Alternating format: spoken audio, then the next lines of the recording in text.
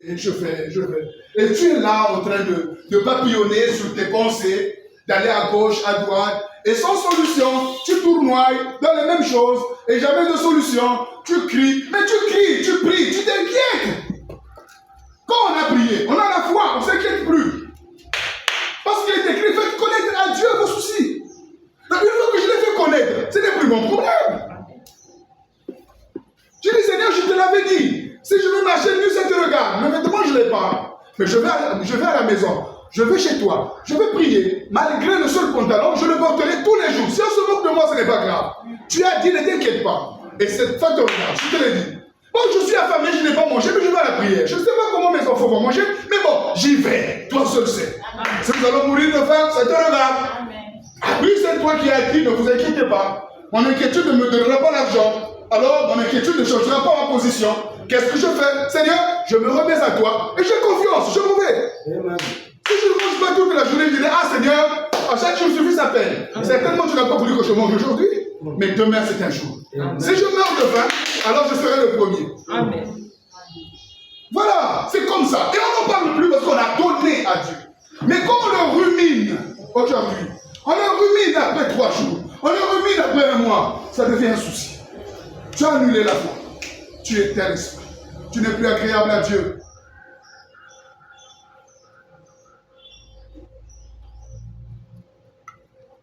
C'est pourquoi Jésus a dit, le royaume des cieux est semblable à un enfant. L'enfant, c'est celui qui ne connaît pas le souci. Amen. Oh, mais un enfant de 205 ans, il ne connaît pas le souci. Qu'il soit nu ou pas nu, il court.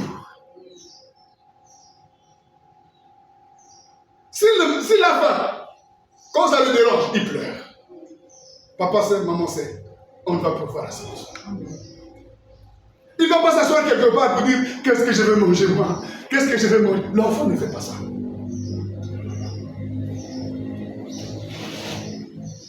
Quand on parle d'enfant là, il ne s'agit pas de vous qui êtes là. Vous n'êtes plus des enfants. Vous êtes des enfants, mais pas au stade du royaume des cieux qui leur ressemble. Parce que cet enfant-là, qu'on parle là, c'est de 0, vous comprenez? Jusqu'à 5 ans, maximum. C'est lui. Tu peux le taper, il reviendra vers toi. Il va pleurer, il va toujours venir vers toi. L'amitié revient comme si tu n'avais rien fait. C'est ça un enfant. Il n'a pas de soucis, ne s'inquiète pas. Il ne se venge pas. Il ne mijote rien contre. Il se confie. Il se livre.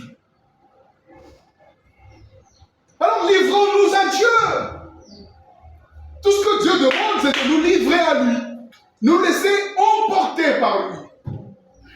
Frère, au moins l'école, c'est rien, frère. Qui vous a dit que tous ceux qui ont réussi dans ce monde, ils ont été à l'école? Mais la réussite n'est pas liée toujours à l'école. Si Dieu n'a pas permis que toi, tu réussisses à l'école, donc ça ne veut pas dire que tu seras pauvre. Mais c'est parce que toi-même, tu te soucies, tu te nourris de la pauvreté, tu n'es pas capable d'aller plus loin dans ton intelligence. Dans ton intelligence. Tu n'arrives pas à t'abandonner entre les mains de Dieu. Mais nous, on a connu des tchétchés ici, là, qui ne savaient pas écrire leur nom, mais des vrais riches. Oui. Par le jardin, tu peux devenir riche. Par le commerce, tu peux devenir riche. Par les champs, tu peux devenir riche. Par la mécanique, tu peux devenir riche. Par le frigorisme, tu peux devenir riche. Donc, tout ce que tu peux faire, si seulement tu as confiance en Dieu, tu vas prospérer. Le problème, c'est que toi, tu es calé à trouver un travail à l'État, mais le travail ne te donnera rien. D'abord, tous les travailleurs sont pauvres. Parce qu'il n'y a pas de salaire qui enrichisse quelqu'un. Si quelqu'un avec le salaire devient riche, c'est que c'est un voleur. Le salaire est donné pour te maintenir esclave. Que tu travailles toujours. Oui. Pour qui te donne un salaire. Et dès que tu le déposes, dès que tu l'as, ça n'atteindra pas l'autre fin du mois. Sinon, à la rigueur, ça atteint l'autre fin du mois, c'est fini. Pour que tu repartes. Parce que si tu reçois plus, tu vas aller créer autre chose pour toi et tu vas plus dépendre de lui. Mais le salaire est donné pour créer la dépendance. Ce que vous ne comprenez pas, c'est cela. Mais il y a des gens, le Congo est vide. Mais ça enrichit, c'est là le boulot. Les gens cherchent du travail, le travail. Mais le travail est là. Toi, tu cherches à aller. Voilà, c'est pourquoi tu te soucies. Parce que tu veux qu'on te recrute chez un Mundele ou qu'on te recrute à la fonction publique. Mais la fonction publique ne veut pas recruter tous les Congolais. Mais ils les payeront comment? Ce que je vous dis, c'est la vérité. Amen. La fonction publique ne veut pas recruter tous les Congolais. Ça n'existe pas dans aucun pays où tous les gens sont à la fonction publique. Non, les gens doivent aller dans l'entrepreneuriat.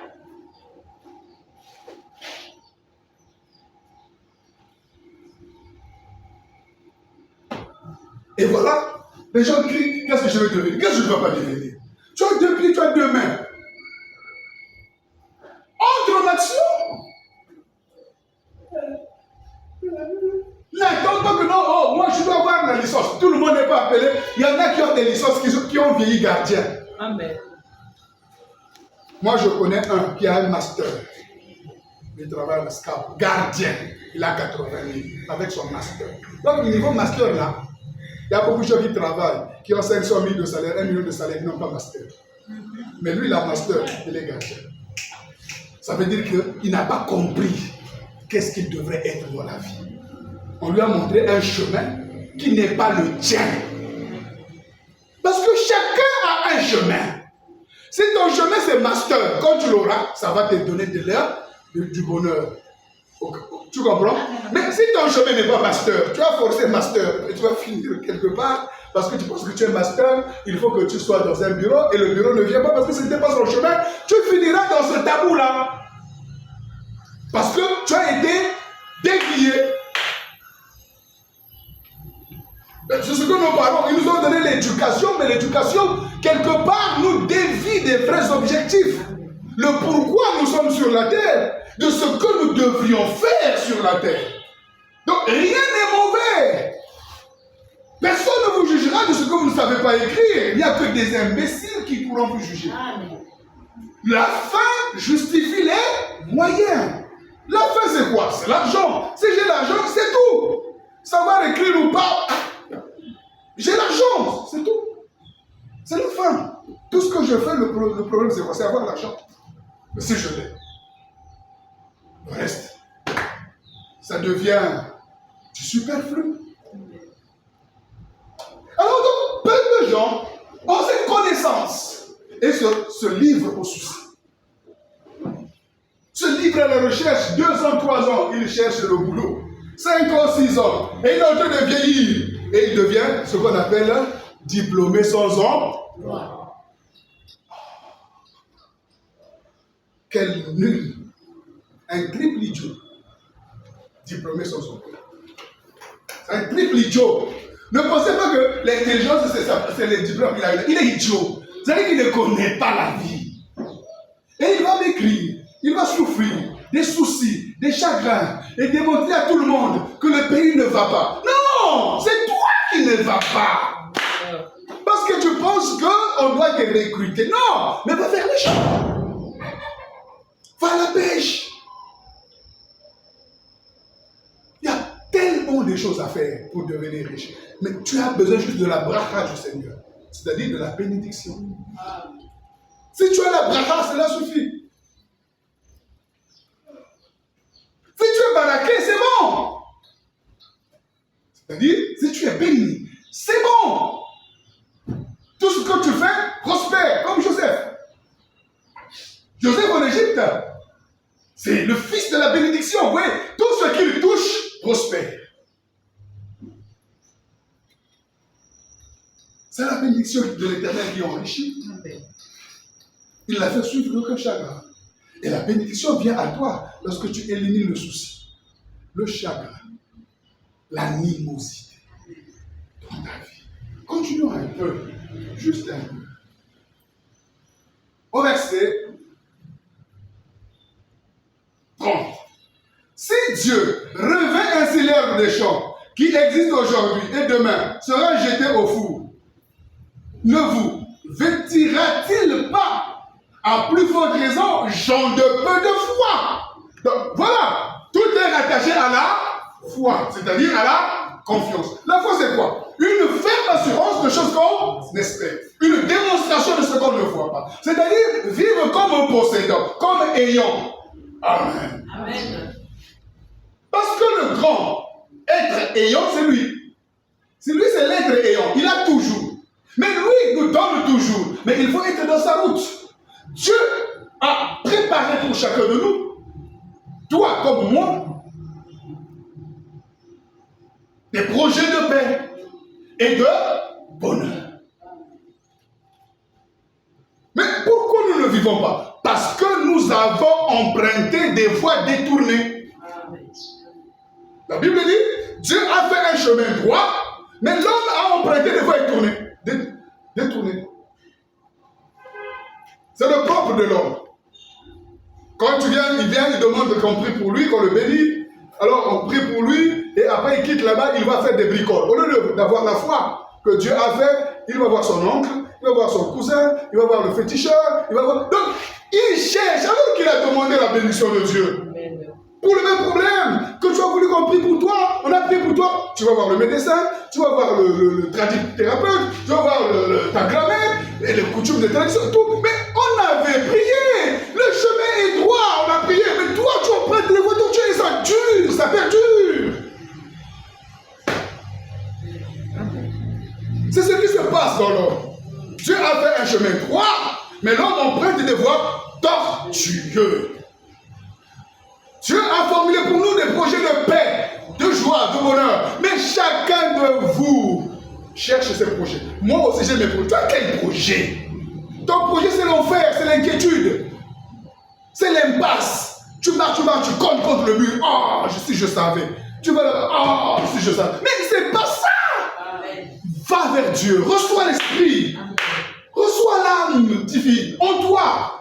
Reçois le roi Kodesh. Il va t'amener dans la lumière véritable. Il va t'amener dans le chemin de Dieu. Parce qu'il est écrit, je suis le chemin. En hébreu, Derek. Je suis Derek. Emet et Haïm. Le chemin, la vérité et la vie. Parce que le chemin là, c'est la vérité de la vie. C'est ce que ça veut dire. Quand Jésus dit, je suis le chemin, la vérité, la vie, c'est-à-dire le chemin de la vérité de la vie. C'est-à-dire que ce chemin-là, si tu l'empruntes, c'est ça la vérité de la vie. C'est-à-dire que si tu marches là, c'est le chemin tracé par Dieu. N'arrivera que ce que Dieu a permis. Ce n'est pas ce que toi tu crées, mais ça n'arrivera que ce que Dieu a permis.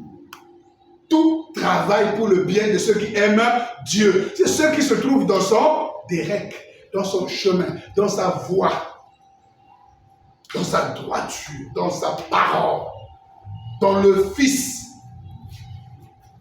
Alors nous refusons le Fils, nous préférons les philosophies ou les conseils de la cité. Tu sais mon frère, tu sais moi là, ceux qui ont dit tous les conseils que vous donnent les grands-parents, que vous donnent les mamans, que vous donnent les amis, mais c'est de la foutaise.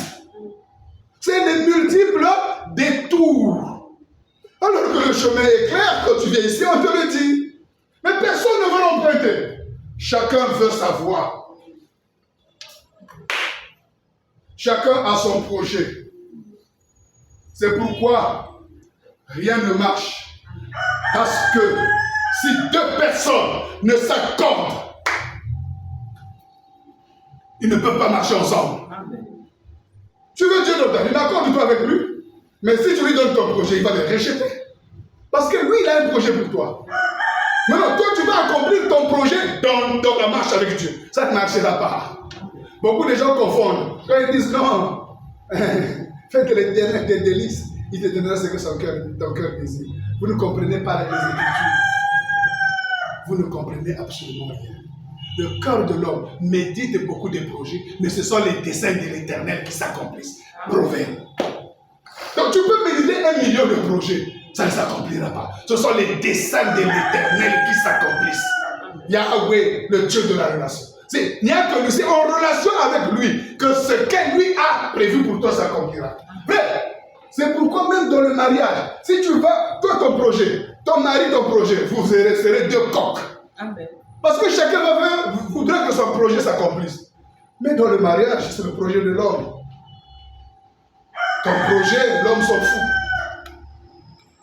Si tu veux ton projet, reste célibataire et accomplis ton projet. Mais si tu veux être marié, alors travaille pour l'accomplissement du projet du mari. C'est ça la femme. Aide. C'est ce que veut dire le mot. C'est une aide.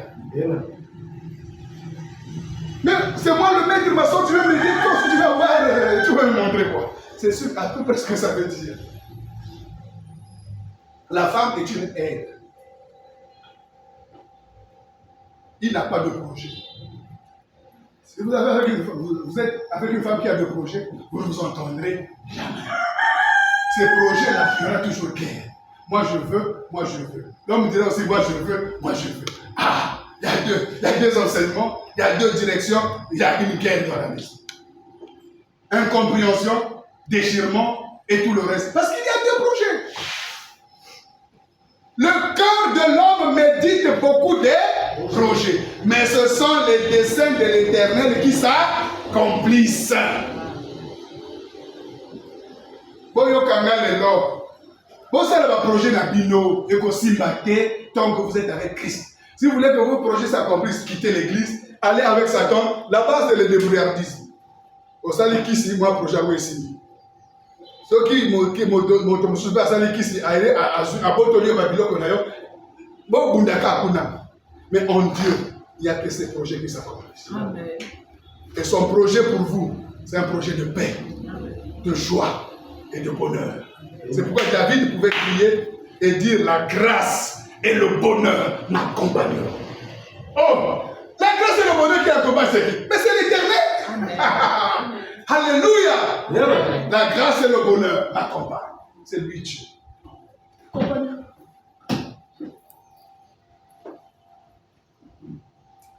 Verset 31. Ne vous inquiétez donc pas en disant, que mangerons-nous? Ou que boirons-nous? Ou de quoi serons-nous vêtus? Car cela, ce sont les nations, les goïs, les païens, les incrédules qui le cherchent. Or, votre Père Céleste sait que vous en avez besoin. Ici, là, si je rentre en profondeur, rien que le mot chercher là. C'est pas ça que vous cherchez. Tous les matins là, quand tu viens par l'église, quand on a culte là, tu vas chercher quoi? Pas l'argent. Mais Dieu sait que quand tu le fais, tu deviens sans esprit. Tu deviens païen. Donc tu deviens comme eux.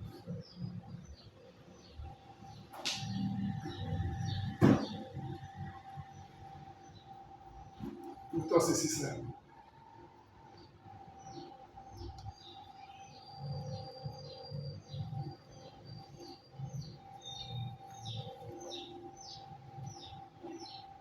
Verset 33.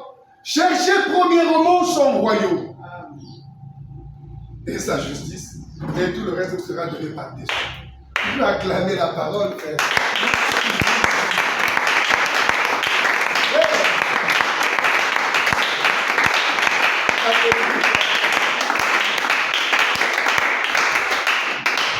Ici, cela nous attaque. Ne pensez pas que moi je suis exclu. Hein? Non, nous sommes tous dedans. Sinon, je serais parfait. Vous comprenez? Alors donc, c'est une vérité digne d'être reçue. Cherchez d'abord, premièrement. Donc d'abord, le royaume. Voilà le projet divin. Or, nous, on met la charrue avant les bœufs. Mais le Seigneur met d'abord les bœufs et la charrue après. Il dit, qu'est-ce que l'homme vivant devrait chercher. Quand il est né, quand ton fils, ta fille, ton enfant naît, quelle est la première des choses que tu dois lui enseigner? Cherche d'abord le royaume de Dieu. Mais nous, qu'est-ce qu'on nous a enseigné? Cherche d'abord à manger. C'est-à-dire, va à l'école, ainsi de suite. Ça veut dire cherche d'abord à manger. N'est-ce pas? Les enseignements du monde sont contraires. L'intelligence du monde est contraire à Dieu. La sagesse du monde est contraire à Dieu. Et c'est dans cette sagesse-là que toi, tu te trouves. Il faut la quitter. Elle est inimitié contre Dieu. C'est une folie. Jésus dit, premièrement, d'abord, pour un être humain, pour le Nefesh Haya, pour celui qui a besoin de la vie, la première des choses qu'il doit désirer, c'est le royaume de Dieu. Et sa justice. Ce n'est pas la licence. Ce n'est pas le travail. Ce n'est pas le mariage. Ce n'est pas la guérison. Quoique tout cela est important. Mais d'abord le royaume de Dieu. C'est quoi chercher premièrement le royaume de Dieu? Frère, on peut retourner. Quand Jésus parle là, c'est-à-dire que ces paroles nous ramènent au commencement. C'est parce que je ne peux pas toutefois aller dénicher là-bas, c'est trop profond. Mais là, permettez-moi de repartir. N'est-ce pas? Permettez-moi de lire. Genèse chapitre 1. Allons-y.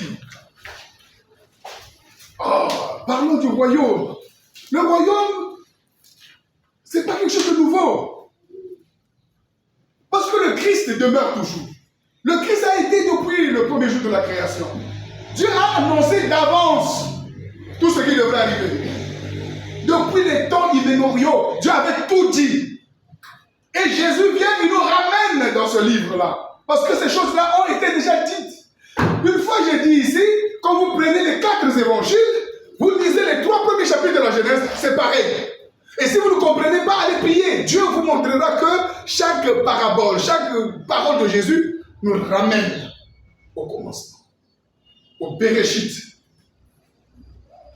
Il nous ramène tout juste au commencement. Regardez ce qui est écrit. La Genèse chapitre 1er, et nous lisons au verset 26. Dieu dit, faisons l'homme à notre image, selon notre ressemblance, pour qu'il domine. Alléluia. C'est ça le royaume. Le mot royaume veut dire dominer. Qui peut dominer? C'est le roi. Mais il n'y a pas de roi sans royaume. Mais comment tu vas chercher le royaume? C'est-à-dire, cherche d'abord à avoir la domination. Parce que Dieu veut faire de toi un roi. Lui, c'est le roi des rois. Amen. Est-ce que l'église comprend? Amen. Quand Dieu a fait l'homme, il a fait de lui un roi. Et il lui a donné la domination. Donc, le mot royaume égale domination. Cherche d'abord la domination. Pas la domination qu'on trouve chez les Nganga. Non, la domination de marcher sur les serpents, sur les scorpions et sur toute la puissance de l'air. Non, non. Cherche d'abord à être au-dessus des démons, au-dessus du péché. Toi, tu vas aller travailler avec le péché dans le ventre, mais tu vas devenir escroc. Tu vas aller te marier avec le péché dans le ventre, mais tu vas devenir infidèle. Ah, beaucoup de gens ne comprennent pas ce que c'est l'infidélité. Je vais vous dire une chose. C'est quoi l'infidélité? Est-ce que c'est aller avec une autre femme? Quelque part, oui. Mais c'est la plus petite partie de l'infidélité. L'infidélité, c'est ne pas tenir les paroles dont vous vous êtes dites au commencement. Et on peut te répudier. Parce que toi, tu m'avais dit, lorsqu'on s'est rencontrés, que tu vas me laver les pieds. Mais tu ne me laves plus les pieds. Tu es fidèle. Pourtant, c'est petit. Hein? C'est ça l'infidélité. Donc, ce dont on s'était dit, le jour-là, quand on s'est marié là, il y avait des paroles qui étaient sorties. Toi, tu avais prononcé. Moi aussi, j'avais prononcé. Mais non, si tu ne tiens plus tes paroles, tu es infidèle. Voilà l'infidélité. la vraie définition de l'infidélité. C'est ne pas tenir ses paroles de l'alliance. Comme Yahweh a fait l'alliance avec Israël, il les a traités d'infidèles parce qu'ils n'ont pas tenu parole. Ils ont dit, nous ferons tout ce que tu diras. Et ils ont commencé à faire autre chose. C'est des infidèles. Et Jésus a dit, on peut divorcer d'une femme à cause de l'infidélité. Beaucoup de gens pensent que non, c'est parce qu'il est allé avec X. Non, ça c'est la plus petite partie. Sinon, si tu ne lui avais pas dit au jour-là, je te serai fidèle, si tu vas avec une femme, tu n'es pas infidèle. Est-ce que j'ai compris? Vous avez compris? Je n'ai pas dit que c'est une bonne chose, mais j'ai dit, si le jour de votre mariage, tu ne lui avais pas dit que je te serai fidèle, ça veut dire que si tu vas avec une autre femme, tu ne commets pas l'infidélité parce que ça ne fait pas partie de l'alliance. Quoique cela était péché. Tu m'as un peu compris? Mais on ne peut pas appeler ça infidélité. Elle, ma femme, ou lui, mon mari, ne peut pas appeler ça infidélité. Parce que je ne lui avais pas promis ça. Amen. Amen. Amen. Pourquoi on dit Dieu est fidèle? C'est parce qu'il a accompli la parole qu'il nous avait promis. Allez demander partout, renseignez-vous. Pour ceux qui connaissent, ils diront que l'infidélité, le vrai, demandez les vrais pasteurs. Ils vous diront que c'est ça l'infidélité. Allez avec une autre femme, on trouvera des mots impudicité, adultère et tout. Mais infidélité, c'est par rapport à l'alliance.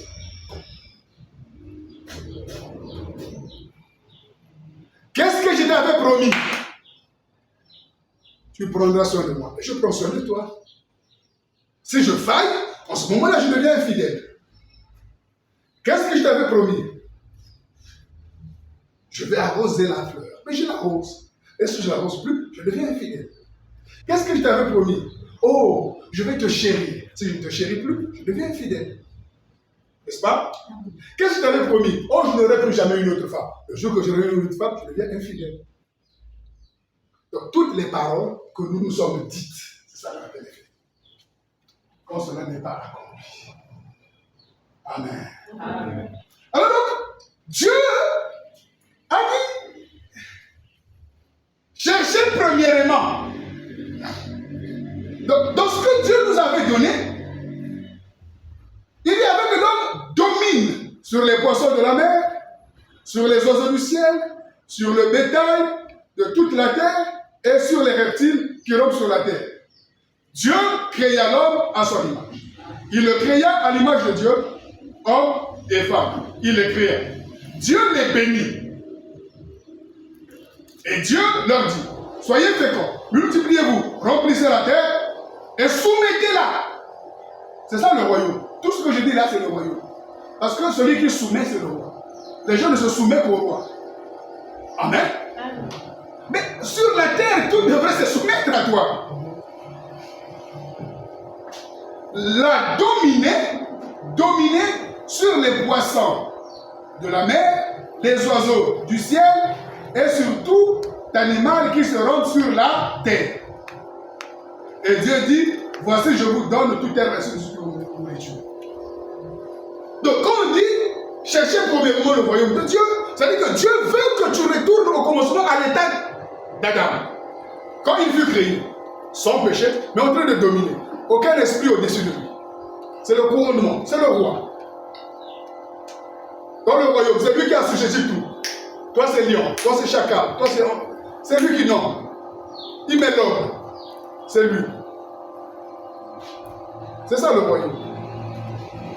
Cherchez premièrement le royaume et la justice de Dieu. La justice, c'est la droiture. Donc, être dans la volonté de Dieu. Non. Être dans... Faire ce que Dieu veut que tu fasses. Être à sa place. C'est ça la justice.